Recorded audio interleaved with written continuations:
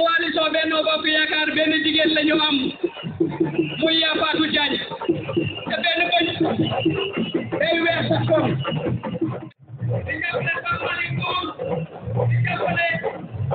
doole Benno Bokk Yaakaar bi département bi ñu ñëw lépp kon Fatou Diagne ñëwal sa boppam mu gaaw manga mel ne Malick Ndour yaa ngi bay sawar kuy def lu baax ak a wax lu baax manga mel ne Malick Ndour way ne bëgg naa lool kuy def lu baax ak a wax lu baax manga mel ne Balla mi man de wóolu naa la ak a wax lu baax manga mel ni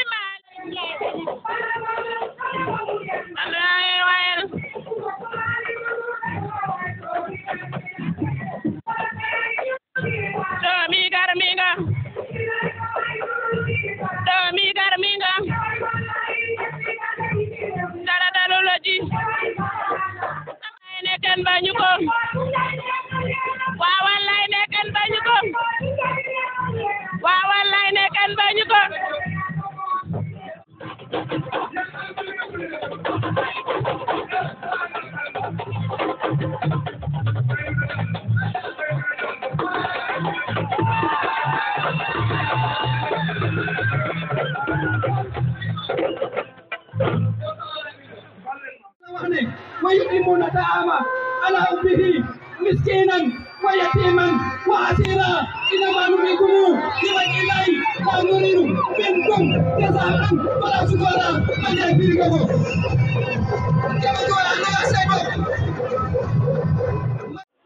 En l'occurrence, nous papa Vieux Paquet réussir cette belle mobilisation. Dafa am loo xam ni faaw mu leer aussi. Il faut que ñi nga xam ni ñoom la son excellence yónni en l'occurrence madame Aminata Touré tête de liste Benno Bokk Yaakaar mu xam ni Alpha Ousmane Sy mu xam ni l'honorable député Mamadou Moustapha Ndiaye le premier député du département l'homme qui a tout donné ki nga xam ni jox na léppam jox ko son excellence Macky Sall léegi nii maa ngi leen di signaler l'arrivée de Serigne Thierno Ngom bu Nawlante, mais le plus jeune parmi les candidats, le leader de la grande coalition, le lion de Keur Makodé Débar, Dr Ibrahima Diallo.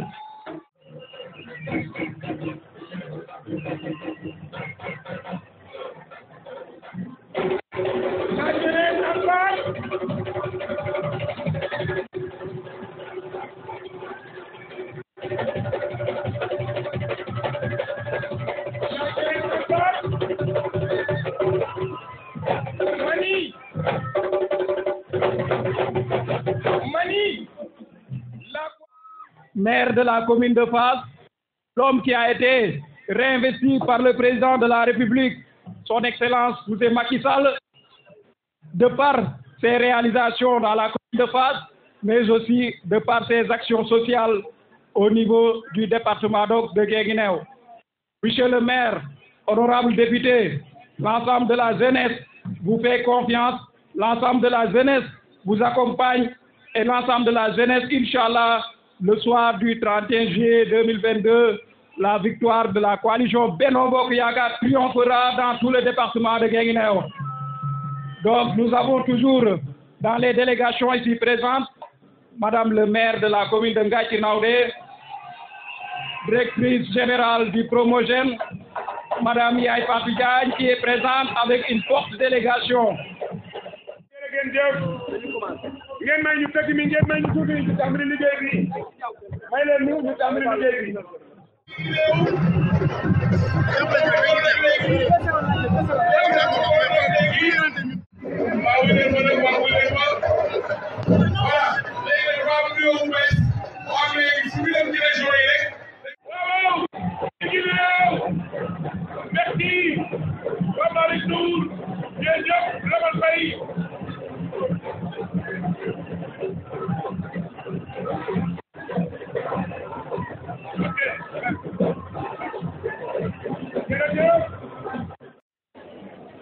di dalal Madame la Présidente Aminata Touré di suñu sœur di tête de liste de la coalition Benno Bokk Yakaar. Madame la Présidente,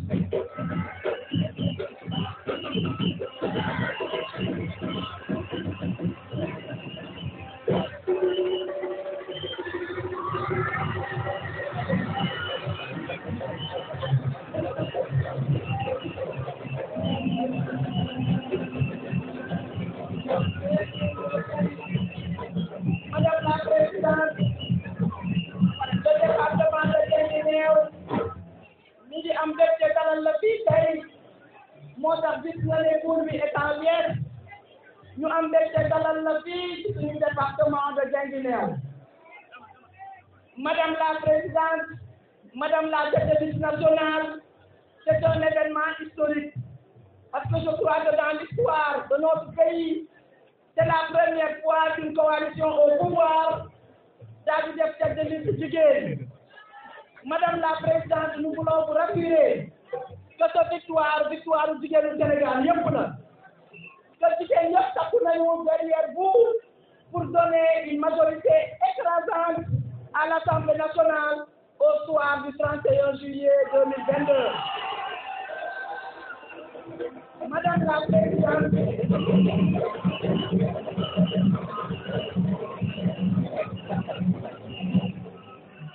Madame la Présidente, l'ensemble des maires du département de Guinguinéo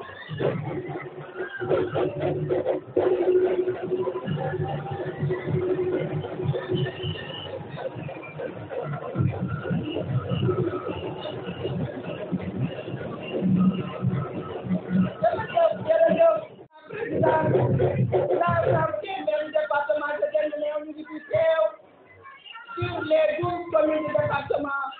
la coalition Benno Bokk Yakaar contrôle les 9 communes du département. Et pour les autres communes, nous ne sommes pas en reste. Nous voulons vous assurer, Madame la Présidente, qu'au soir du 31 juillet, Inch'Allah, le département de Guinguinéo ne sera pas en reste. Nous vous promettons une large victoire pour une large majorité au sein de l'Assemblée.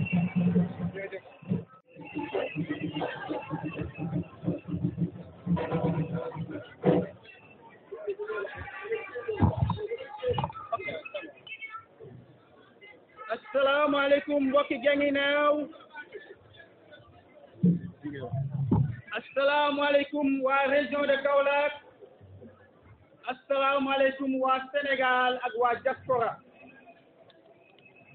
ñi ngi nuyu ñëpp ku ci nekk turam ak santam. nuyu bu baax suñu tête de liste Madame la Présidente Soxna Aminata Touré ak forte délégation bi mu àndal ak ay ministres ak ay députés ak ay honorables au conseil des collectivités territoriales ak ay maires ñëpp ñu ngi leen di nuyu bu baax suñu ñaari candidats yi le maire de Fass honorable député Mandiaye Kébé le candidat du département de Guinguinéo di nuyu sa suppléante Madame Maïmouna Sow di nuyu tous les maires du département de Guinguinéo di nuyu aussi tous les représentants des maires ak tous les responsables de la grande coalition donc de Benno Bokk Yakaar muy les partis politiques wax nañ ko fi ak les mouvements de soutien donc à Benno Bokk Yakaar tey nag di wax ci turu jeunesse Benno Bokk Yakaar bu département de Guinguinéo Madame Soxna Aminata Touré ñun en tant que jeune dañuy remercier le président de la République yaakaar naa liste yi bëri na les listes sont au nombre de 8 mais yaakaar naa ko xool liste nationale de Benno Bokk Yaakaar ak dans certains départements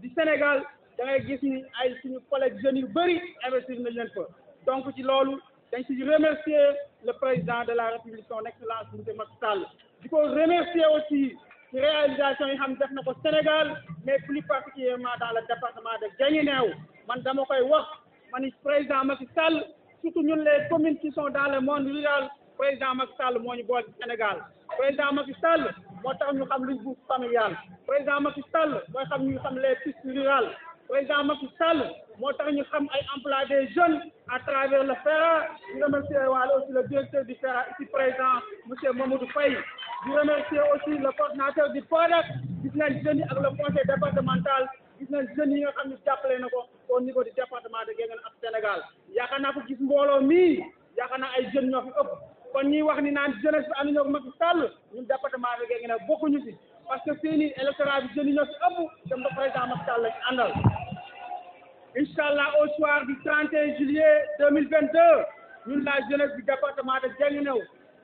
répartis dans 12 communes ak jeunesse Sénégal bi yëpp dinañ àndandoo ñu voter massivement le Benno Bokk Yaakaar ñu am une majorité écrasante au niveau de l'Assemblée nationale léegi nag su loolu amee madame la présidente dañ lay yóbbante ci kanamu président Macky Sall bis bu ñu amee ndam bu yaatu bu mu fàtte département de Guinguinéo parce que département bu jeune la service technique yi ba léegi ba nga lu fi manqué département la boo xam ne aussi jeunes yaa ngi nii employé ba léegi dafa def jàng nañ am nañ seen i licence am seen i master ba léegi ñuy toog seen i kër donc jërëjëf merci waa ngeen ngi néew dañu am affaire bu ñu bëgg a ñaan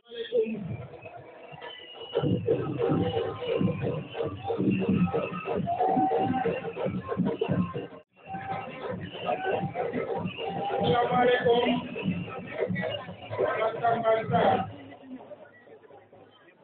madame la présidente madame le premier ministre laay wax ñu ngi lay dalal fii ci Guinguinéo madame le premier ministre Guinguinéo ngi nii yaa délégation bi nga àndal ñu ngi lay jox sa wàccuwaay du ma lim ñu ngi lay gërëm di bég torop sa teewaay fii madame le premier ministre tête de liste nationale bu Benno Bokk Yaakaar damay njëkk a wax ci sunu candidat dama bëgg nga wax Macky Sall ni ñun li ñu jàpp ñun maire yi mooy juumul ci tànn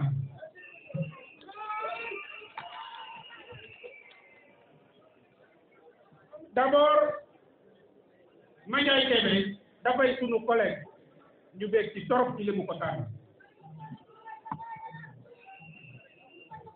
dama ni Saalum Saalum day ni mat naa ko neex na banaa ko ñun xamuñu lool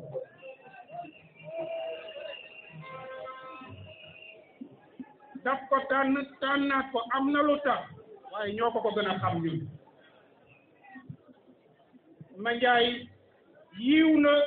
yéwén na wala boog waa commune waa Gagnic waa département Guinguinéo Mandiaye yiw na yéwén na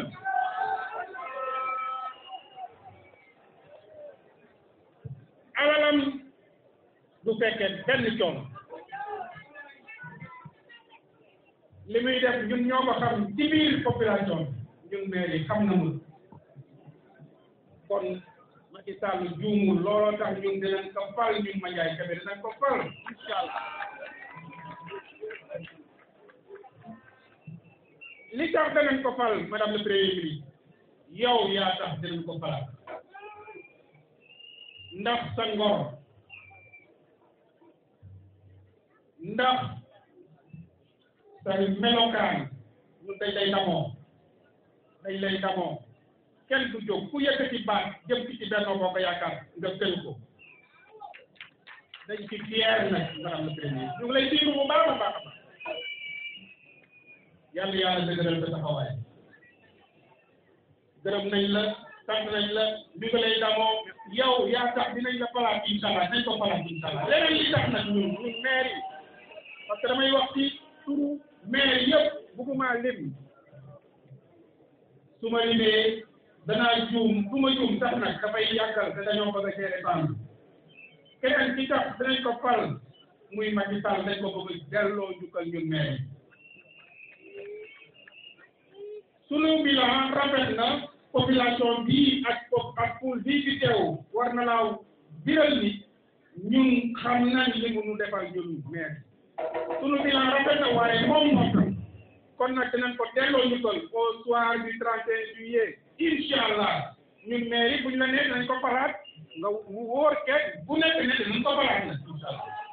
ndax yàggul dara dañuy delloo buum da koy woy ba incha allah jërëjëf.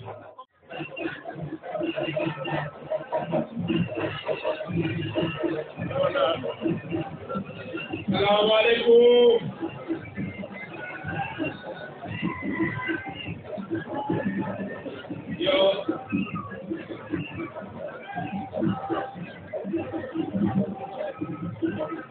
Your Excellency, the Prime Minister,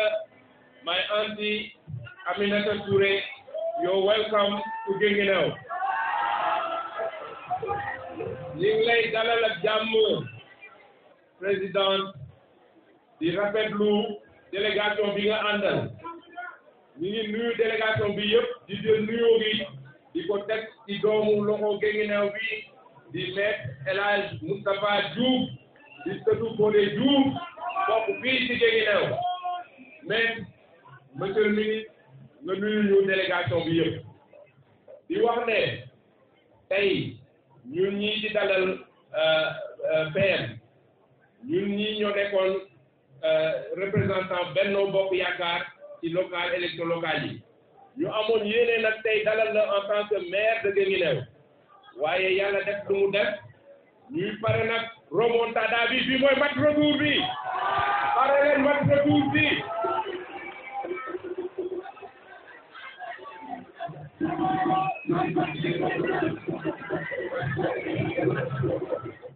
Madame le Premier ministre bu ma dellu ci lien yu nga xam ne mooy ñuy unir loolu xajul fii xam nañu sa taxawaay ci wetu président Macky Sall li ñu bëgg mooy Guinguinéo 31 juillet 2022 ñu dellu fi ñu jógee ñu dellu suñu bokk maa ngi wax ak Guinguinéo commune ñu bokk ci majorité présidentielle Benno Bokk Yaakaar di wax nag madame le premier ministre bu ñu demee ba 31 juillet passé ñu am ci ndam incha allah te wóor nañu ne dinañ ci am ndam tous les indicateurs sont au vert mathématiquement boo xoolee si on regarde les derniers résultats yàlla def tey président njabootam bi yëpp boole nañu ànd nañu ñu ngi nii toog bu ma cité honorable Moustapha Ndiaye cité sëñ Thierno Ngom cité docteur Diallo xam naa dina am ñoo xam ne di mais ñooñu nga xam ne tey président moo laa toogoon ne woon ne dama bëgg ngeen booloo di leen dal ci local yi bañ a am ma leen woon nag 0 liste parallèle tey 0 liste parallèle la ñu am waaye su ma tey waxuma la madame le premier ministre ne ñu bàyyi xel Guinguinéo commune amuñu benn nomination y a pas une seule nomination aujourd'hui dans le gouvernement du président Macky Sall te ñun njabootu président Macky Sall la autorail baa ngi nii gare bii la ñu toog nii il faut relancer le train et je sais que le président et ses équipes travaillent sur la relance du chemin de fer du Sénégal l'employabilité et l'emploi des jeunes xale yaa ngi nii jeunes yaa ngi nii jeunesse Guinguinéo ngi nii dañu soxla ñu bàyyi leen xel les femmes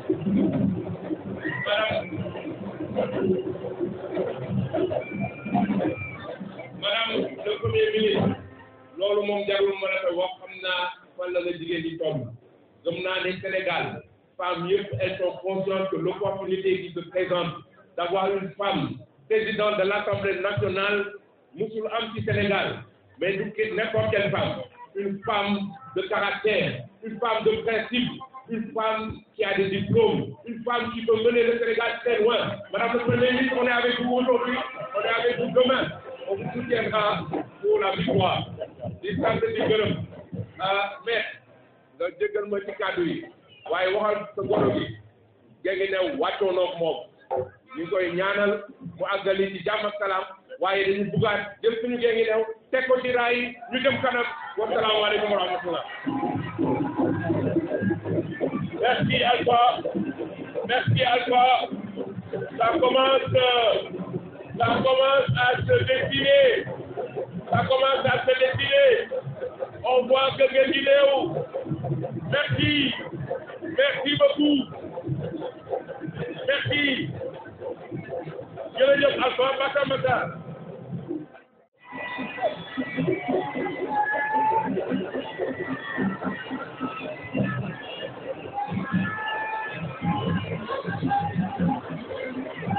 Jërëjëf.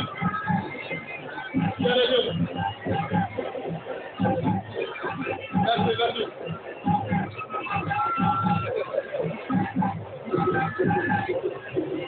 Merci, jërëjëf.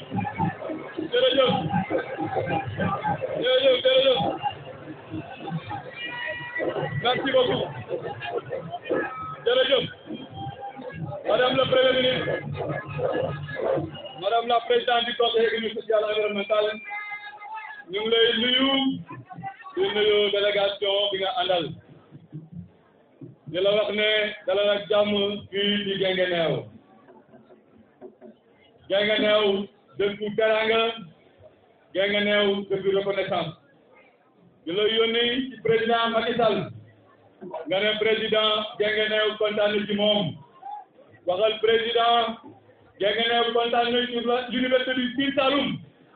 bi nga xam ne ça exécuté à peu près 80% te fii ci Guinguinéo la amee. waxal président population Guinguinéo kontaan nañu ci autoroute à péage bi nga xam ne suñu ay doom ñoo koy liggéey te dina yombal yoon bi. waxal président kontaan nañu sur le programme.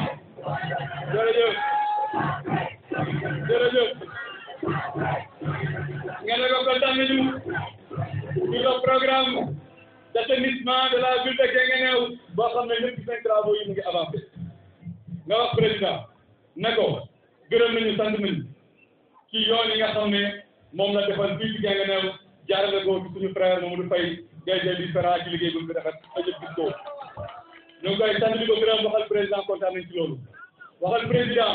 kontaan nañu te xam nañu ne projet ëpp ferroviaire Guinguinéo mu ngi ci yoon bi te léegi tey mu ñëw. waxal président kontaan nañu parce que barki de Boy Diagne la validé un projet de 20 milliards boo xam ne su dee amee ci Guinguinéo war a créer 3000 à 4000 emplois. di ko wax ne ñu koy xaar ci pause ferroviaire programme boobu. donc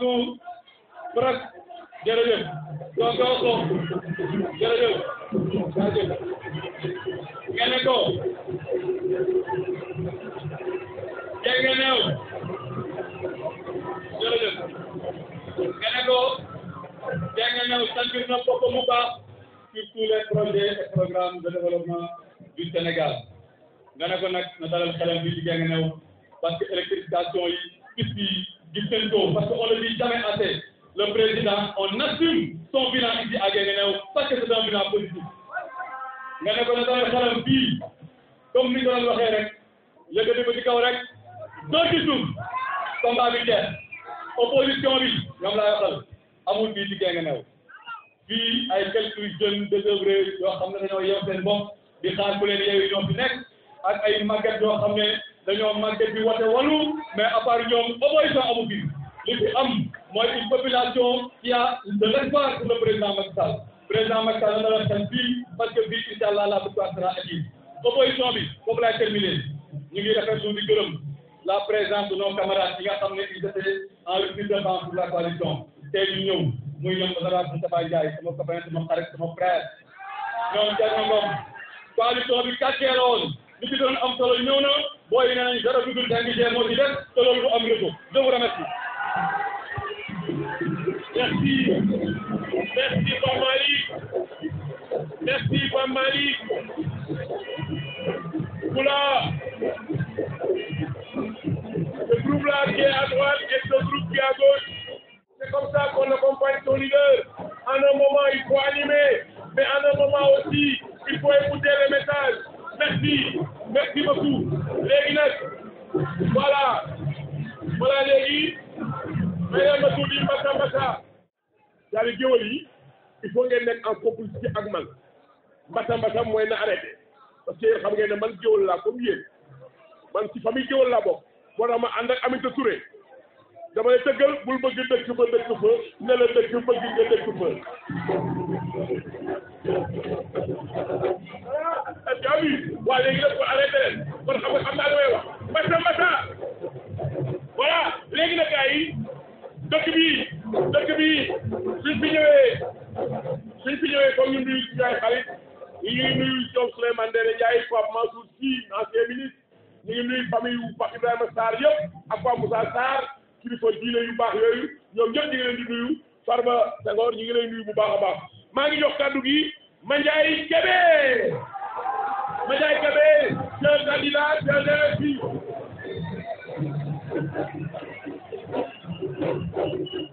Bismillahir Rahmanir Rahim.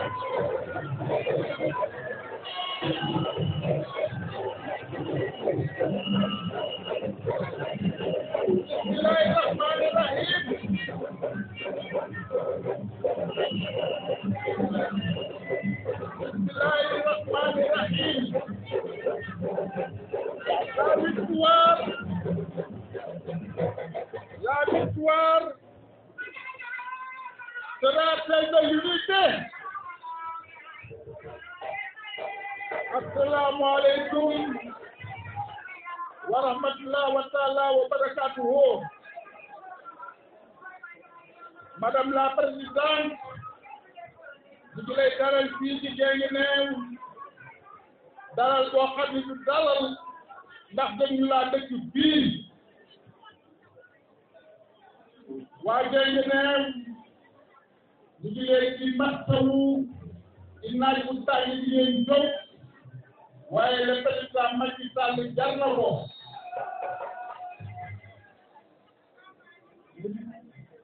góor jigéen mag ndaw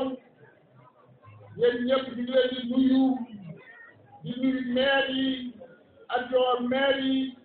élus locaux yëpp ak délégation bi présidente Aminata Touré yëpp àndal madame la présidente président daal xam naa ni am na baatin gars yi dañuy cëpp ci kawam bu boole leen ak jigéen bu mu dugal leen jigéen moo leen nar a door ba toog seen kaw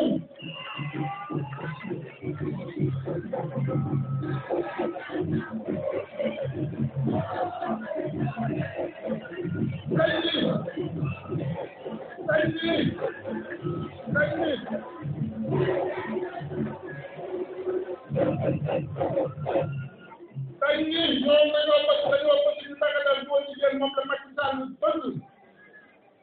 ci reer ay jéegam war ko toog ci gërëm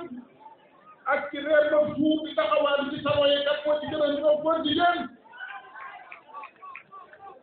te wu ko cette question là ci reer njabootam war ko ak ci reer sax laay nekk ci ay salon bu gën a jege góor jigéen question baa ngi noonu bàyyi naa leen ko 2017 dañ leen a dooroon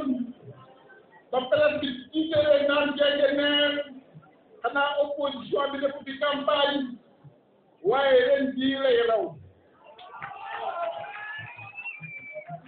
ren fii kenn du fi laajte opposition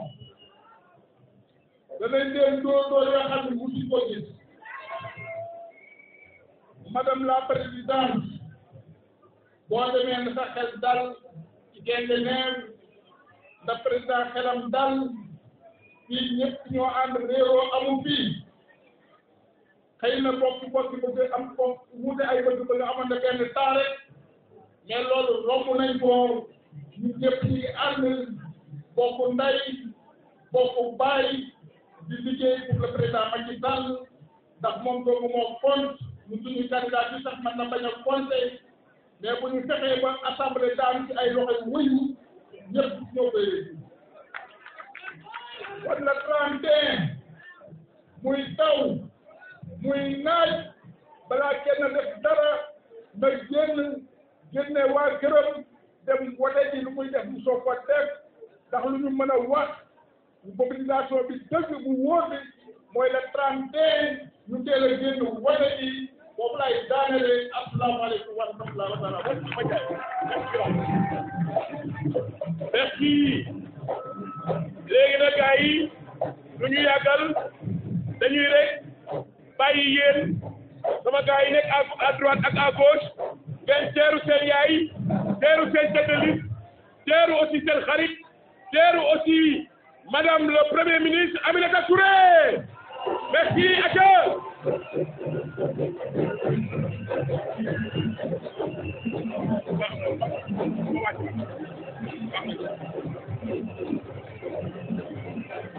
asalaamaaleykum mbokk yi teew mbokk yi ñu ngi neew ñu ngi leen di nuyu jigéenu Guinguinéo ñu ngi nuyu la jeunesse de Géo la jeunesse de Guinguinéo ñu ngi nuyu kilifa diine yi ak kilifa aada yi ñu ñëwee nag ba Guinguinéo dinañu nuyu Monsieur le Premier ministre Souleymane Ndéné Ndiaye qui fut maire de cette ville, compagnon du président de la République. Dinañu nuyu aussi un membre de notre délégation très engagé du président di ko défendre son avocat mooy maître El Hadji Diouf. May nuyu tous les maires du département de Guinguinéo. Nuyoo boobu nag dama koy teg ci loxo suñu jarbaat le vaillant président du conseil départemental Pape Malick Ndour la jottali ko l'ensemble des maires waaye nag dinaa nuyu mes policiers commencer par mon policier monsieur le maire Mandiaye Kébé ñu ngi lay nuyu bu baax a baax ak notre policière Maïmouna Sow di Modou Bari ñu ngi leen di nuyu bu baax waaye dinañu nuyu aussi tout particulièrement une leader femme qui est là également madame le maire Yaye Fatou Ndiaye ñu ngi lay nuyu bu baax a baax a baax jàmbaaru jigéen ñi nga xam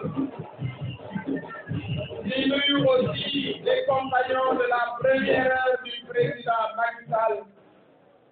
muy Moustapha Ndiaye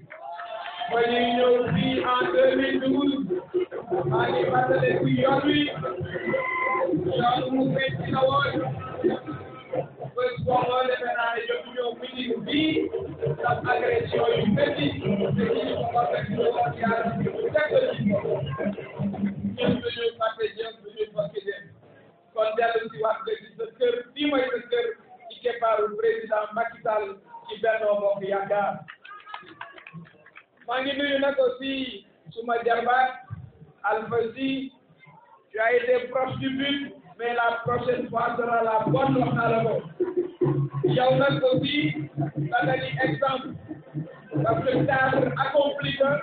yaa ngi gis sa liggéey yaa ngi gis sa teranga waaye damay dellu si waat da nga ne damay dellu si waat fii ma cosaanoo jàppale mes populations na cadre yëpp def ni yow pour nous ko defoon ba Sénégal avancé ñu ngi lay encouragé bu baax ci sa détermination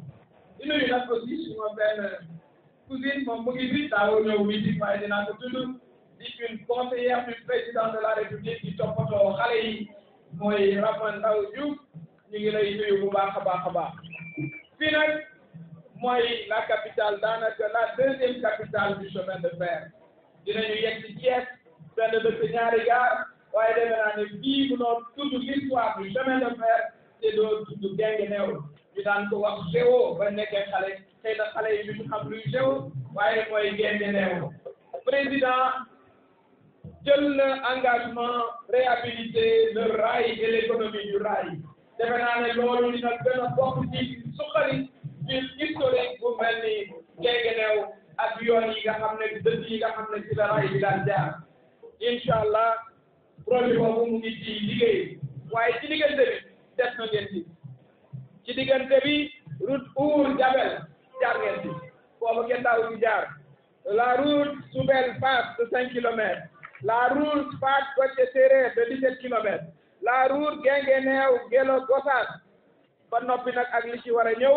muy la route Kahone Guinguinéo Gniby bi nga xam ne liggéey bi tàmbale na ak les pistes de Géo et de Gouloum loolu doon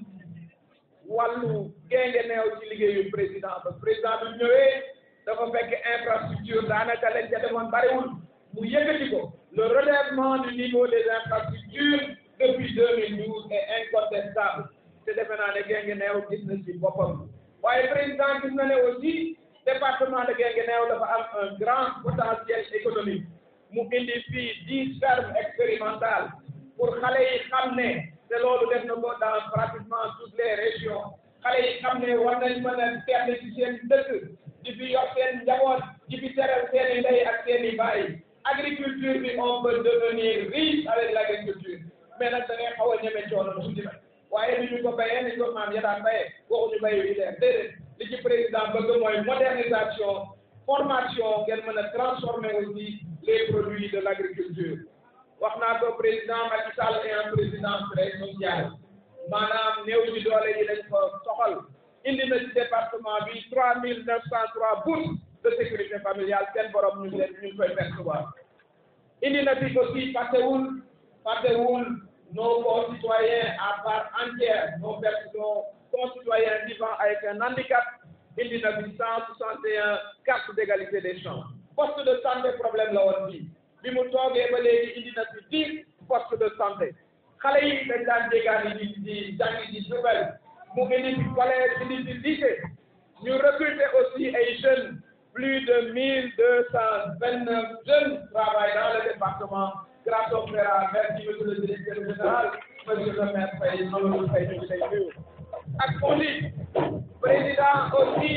président dafa bàyyi xel jigéen ñi bàyyiwu leen xel rek sax na leen a sagal la preuve maa leen di leen waaye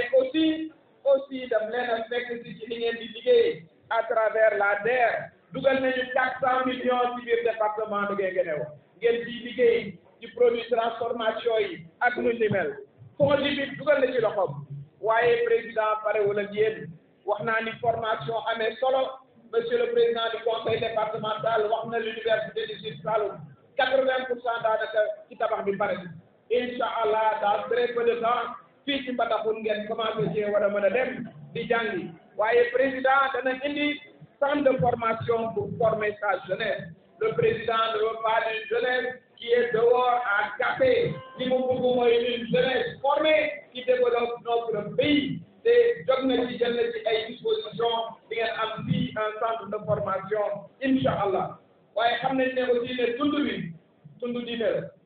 fii am na fi programme aussi de modernisation des daara bu ko defee suñu doom yi nga xam ne ci daara ñi lañ nekk ñoom it vraiment ñu mën a jàng dans de très bonnes conditions kon bokk ngeen waaye programme na déjà li ma ko waxee la route Kahone Guinguinéo Mbos Gniby loolu 45 kilomètres dana doon tali bu ñuul bu bees sax dina faciliter les déplacements te dina baax ci koom-koomu dëkk bi suñu ndaw ñi xam ngeen li ko tax a jóg président a à cœur l'emploi des jeunes à travers le programme suñu ndaw ñi kooku pare nañ pour indi fii 575 emplois kooku début la rek waaye la koy ëpp solo mooy formation bi ngeen di am créer vos propres entreprises ba mën a doon bés de grands entrepreneurs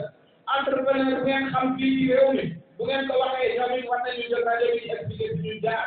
ñu xam ne tey ñoo doon ay milliardaires dañoo commencé lu tuuti yor mbaar yu ndaw di màgg ba tey doon milliardaires yéen ñii bi toog la jeunesse war ngeen a mën a doon ay milliardaires loolu jomb leen kon loolu mooy wax bi ak financement bi nga xam ne moom lañ leen war a jàppale waaye li ma wax yépp xam ngeen ne alal la xaalis nag fu ñu koy wotee assemblée nationale kon bu ñu bëggee président liggéey ci xel mu dal ci vitesse bu accéléré da ngeen koy jox une grande majorité à l'assemblée nationale le 31 juillet soxna yi ñu koy jóg da ngeen di wote ci soog a dem marché jeunes yi xam naa ne da ngeen di tuddee dafa vacance waaye nag ngeen def effort jour boobu daal di teel a xëy dem wote ji bu ngoonee ngeen ñëw ànd ak fay nag mag ñi ndax nag bi lay tàgg ñu dem wote ji di wote ba victoire bi ñëw incha allah le 31 décembre juillet ñu leen di gërëm